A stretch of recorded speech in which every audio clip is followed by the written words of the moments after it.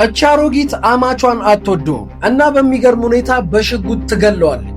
ምንድነው የተፈጠረው? ዛሬ በዚህ ቪዲዮ በደንብ አድርጌ እነግራችኋለሁ። ከመጀመራችን በፊት ግን ቻናላችንን ሰብስክራይብ እንዲሁም ይህን ቪዲዮ ደግሞ ላይክ ማድረጋችሁን በፍጹም እንዳረሱ። በቀጥታ ወደ ቪዲዮ። እቺ ሴት ስሟ ሲቲያና ነው። ሲቲያና ደግሞ ሴት ልጅ አለቻት።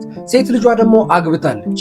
ያገባችው ሰው ስም ደግሞ ጆዋድ ይባላል። እነዚህ ባልና ሚስቶች ከ13 ዓመት በላይ በትዳር ቆይተዋል እና 2 ልጆችም አፍርተዋል። የ13 እና የ14 ዓመት ልጅ ማለት ነው። ነገር ግን ጆዋድ የተባለው ሰውዬ ከዚህ በፊት ሌላ ሚስት ነበረችው። ከቀድሞ ሚስቱም ደግሞ 2 ልጆች ነበሩት፣ ማለትም ትላልቅ 2 ልጆች ነበሩት። አሁን ላይ ግን የሲቲያና ልጅ አግብቶ ከሷም 2 ልጆችን ወልዷል።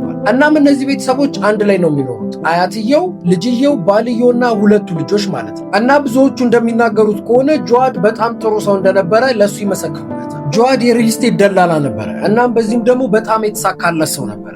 እንዲሁም ደግሞ ከዚህ በፊት ወታደር ነው እና ልጆቹ ስፖርት እንዲሰሩ ይፈልጋል። እንዲሁም ደግሞ በጣም ይቆጣጠራቸው ነበረ። ነገር ግን ይሄ ከጥላቻ የመጣ አይደለም። አንዳንድ ሰዎች ከጥላቻ የመጣ አድርገው ይቆጥሩት ነበረ። ነገር ግን እሱ ቤተሰቡን በጣም ነበር የሚወደው። ሚስቱንም በጣም ይንከባከባታል። ልጆቹንም ደግሞ በጣም ነበረ ፍቅር የሚሰጣቸው። ነገር ግን እንደ አባት ደግሞ ይቆጣጠራቸዋል። የት ገባችሁ የት ወጣችሁ እያንዳንዱን ነገር ይከታተል ነበር። አንዳንድ ሰዎች ደግሞ ይሄ ነገር በፍጹም አይስማማቸውም። ስለሱ ሲያወሩ እሱ በጣም ጨካኝ ነው፣ በጣም ተቆጣጣሪ ነው፣ ኃይለኛ ሰው ነው ብለው ያወራሉ። እንደዚህ ብለው ከሚያስቡ ሰዎች ውስጥ አንደኛዋ ሲቲያና ናት። ሲቲያና ማለት የሚስቱ እናት ማለት ነው። ማለትም አማቹና ጆዋድ በፍጹም ተስማምተው አያውቁም ነበር። ሁሌ እንደተጣሉ ነበር። እነዚህ 2 ሰዎች አንድ ቀን ቢሆንም ተስማምተው አያውቅም። ስብዕናቸው በቃ ይጋጫል። የሚስማሙ አይነት ሰዎች አይደሉም። ነገር ግን ህይወት ግዴታ አድርጋባቸው አንድ ቤት ውስጥ ይኖራሉ። ነገሩ ግን በጣም የሚከረው በሴትዮዋ በኩል ነው። ማለትም ሴትዮዋ አማቿን በፍጹም አትወደው።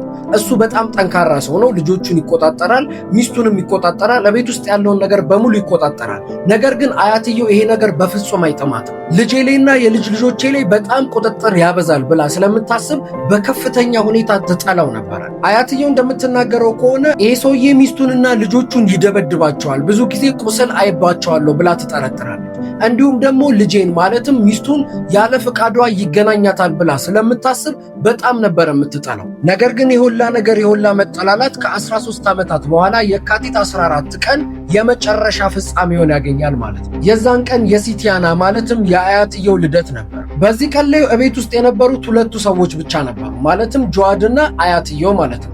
እናም የጆዋድ 13 ዓመት ሴት ልጁ ትምህርት ቤት ውስጥ አንድ ውድድር ነበራት እና አባትየው ትምህርት ቤት ውስጥ ለልጁ ድጋፍ ለማድረግ ወደዛ ሊሄድ ነበረ እና ልብሱን ለብሶ ጨርሶ ሊወጣ ሲል አያትየው ከላይኛው ቤት ስትወርድ ይመለከታታል። እናም እሷም ልብሷን ለብሳ ተዘጋጅታ ነበረ። ማለትም እሷ ከሱ ጋር አብራ ልትሄድ ፈልጋ ነበረ። ነገር ግን በዚህ ሰዓት እሱ ይመለከታትና በንቀት አይን ያያታል። እሱ ብቻ አይደለም ይስቅባታል እና በልብሷም ደግሞ ይቀልዳል። በጣም ዝርክርክ ነሽ፣ እንደዚህ ለብሰሽ ከአንቺ ጋር ውጪ መታየት አልፈልግም፣ እንዲሁም እንደዚህ ለብሰሽ የልጄ ትምህርት ቤት መሄድ የለብሽም፣ ልጄ ላይ ታስቂባታለሽ፣ በጓደኞቿ ታስቀልጂባታለሽ ብሎ ይነግራታል። እሱ ብቻ አይደለም ብዙ ስድቦችንም እንደሰደባት አሮጊቷ ተናግራለች። ነገር ግን ይሄ ነገር እንደ ድሮ በጸብ ብቻ አላበቃም ነበረ። አያትየው እጅግ በጣም ነበር የተናደደችው እቺ አሮጊት ምንም ነገር አልተናገረችም ነበረ። ቀጥ ብላ ዞራ ወደ መጣችበት ትመለሳለች። ከዛም በኋላ ባልየው በሩን ይከፍትና ይወጣል። ማለትም ሴትዮዋን ጥሏት ሊሄድ ይወጣል። ነገር ግን ሴትዮዋ አንድ ነገር አቀዳለት ነበረ። ቀጥ ብላ ትሄድና መሳቢያዋን ከፍታ ሽጉጧን ይዛ ትወርዳለች። ከወረደችም በኋላ ወደ ታች ትሄዳለች። ነገር ግን ባልየው እዛ አልነበረም፣ መጀመሪያውኑ ወጥቶ ነበረ። እናም በሩን ከፍታ በምትመለከትበት ሰዓት ላይ መኪናው አጠገብ ደርሶ ነበረ እና ወደሱ ትንሽ ከተጠጋች በኋላ ከኋላው ተኩሳ ትመታዋለች። አንዴ ብቻ አይደለም፣ ሽጉጡ ያለውን ቃታ በሙሉ ወደሱ ትተኩሳለች። እናም ምንም አልደነገጠችም። ወደኋላ ቀጥ ብላ ረጋ ብላ ትመለስና ወደ ላይ ትወጣለች እና ወደ ላይ ከወጣች በኋላ የሽጉጧን ካርታ እንደ አዲስ ትሞላዋለች። ከዛም በኋላ ወደ ታች ትመለሳለች። ከዛም በኋላ የወደቀው የልጇ ባል ላይ በድጋሚ መተኮስ ትጀምራለች። አሁንም እጇ ላይ የነበረውን ጥይት ሙሉ ለሙሉ ትጨርስበታለች። እንደገና ወደ ውስጥ ትመለሳለች። ማለትም እንደገና ሽጉጧን ቀላል ሞላ። በዚህ ሰዓት ግን የሚገርመው የልጇ ባል አልሞተም ነበረ። እንደምንም እየተጎተተ ይሄድና ሴትዮዋ ላይ በሩን ከውጪ ይቆልፍባታል። ማለትም ወደ ውጪ መውጣት እንዳትችል በሩን ይቆልፈዋል። ነገር ግን ይሄ ነገር ሴትዮዋን በፍጹም ሊያስቆማት አልቻለም። ስለዚህ አሁን ሰውየው ውጪ ነው፣ አያትየው ደግሞ ውስጥ ናት። በሩ ተቆልፎባታል። ሴትዮዋ በያዘችው ሽጉጥ የበሩን መቆለፊያ ደጋግማ በጥይት ትመታውና ገንጥላው ትወጣል። እናም በድጋሚ እዚህ ሰውዬ ላይ ተተኩስበታል። የተኩሱ ድምፅ የረበሻቸው ጎረቤቶች ምንድነው የተፈጠረው ብለው በመደንገጥ በተደጋጋሚ ፖሊስ ጋር ይደውላሉ።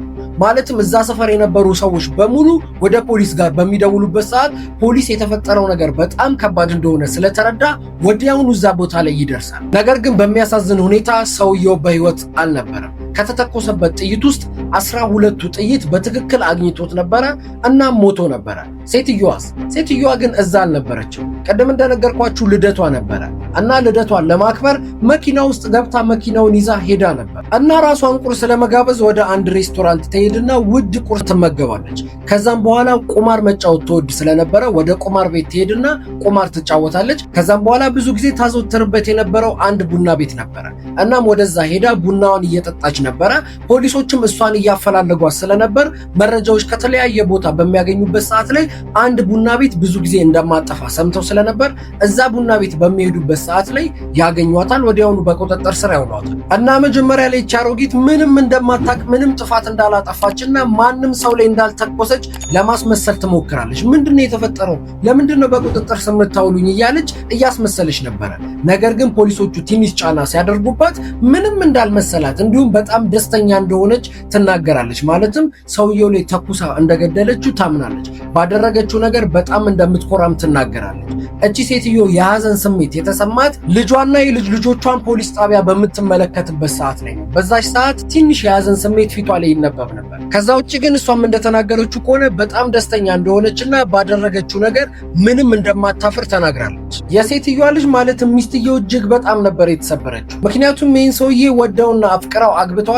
እሱ ብቻ አይደለም 2 ልጆችንም ወልዳለታለች። እናም እቺ ሴትዮ ለልጅ ልጆቿ ጥሩ ስለነበሩ መጀመሪያ ላይ ልጅ ልጆቿ ይህንን ነገር አያትየው እንዳደረገች በሚሰሙበት ሰዓት ላይ ሊያምኑ አልፈለጉም ነበረ እና ወደ ፖሊስ ጣቢያም የመጡበት አንደኛው ምክንያት ይሄ ነበረ። ማለትም እንዲያዩ አያትየው እንዳደረገችው እንዲያምኑ ተፈልጎ ነበር። እናም እቺ ሴትዮ ፍርድ ቤት ትቀርባለች። ፍርድ ቤት ከቀረበችም በኋላ ዳኞች በሚጠይቋት ሰዓት ላይ ምንም አይነት ጸጸት እንደማይሰማት ትናገራለች። ማለትም ያደረገችውን ነገር ድጋሚ አድርጊው ቢባል አደርገዋለሁ ብላ ትናገራለች። ልጅየው ግን እንደዚህ ብላ ታስባለች። ባሌ አንዴ ሞቷል፣ ልመልሰው አልችልም። ስለዚህ ቢያንስ እናቴን ላድናት ብላ በማሰብ ስለ ባሏ መጥፎ ነገር መናገር ትጀምራለች ማለት ነው። ማለትም ባሌ በጣም ተሳዳቢ ሰው ነው፣ በጣም ነገረኛ ሰው ነው፣ እሱ ቆስቁሷት ነው ይህንን ነገር ያደረገችው። በዛ ላይ እናቴ ታማሚ ናት፣ እንዲሁም በጣም ያረጀች አሮጊት ናት። እባካችሁ ምንም አይነት ፍርድ አትፍረዱባት፣ ይሄ ነገር ሁሉ የተፈጠረው በባሌ ስህተት ምክንያት ነው ብላ ትናገራለች። ነገር ግን ዳኞቹ ጉዳዩን ከመረመሩ በኋላ ሴትዮዋ ሙሉ ለሙሉ ጥፋተኛ እንደሆነች ያምናሉ። እሱ ብቻ አይደለም፣ ባጠፋችው ጥፋት ምንም ጸጸት እንዳልተሰማት ስለተመለከቱ 2 ቅጣት ነበረ ይቀጧል። አንደኛው ቅጣት የ50 ዓመት እስር ነበረ። ሁለተኛው ደግሞ የዕድሜ ልክ እስራት ነበረ እና እቺ ሴትዮ በህይወት ኖራ ብትፈታ እንኳን የምትፈታው በ116 ዓመቷ ነው። ይሄ ማለት ሙሉ ቀሪ ዕድሜዋን እስከ ህይወቷ ፍጻሜ ድረስ የምታሳልፈው እስር ቤት ውስጥ ነው ማለት ነው። የዛሬው እውነተኛ የወንጀል ታሪካችን ይህንን ይመስል ነበረ። ይህንን ቪዲዮ እስከ መጨረሻው ከተመለከታችሁ እንደዚህ አይነት ቪዲዮ ትወዳላችሁ ማለት ነው። ስለዚህ በቀጣይ በሌላ እውነተኛ ታሪክ እንገናኛለን። የምንገናኘው ግን ቻናላችንን ሰብስክራይብ ካደረጋችሁና ይህንን ቪዲዮ ደግሞ ላይክ ካደረጋችሁ ነው። በቀጣይ በሌላ ቪዲዮ እስክንገናኝ ቸር ቆዩልኝ።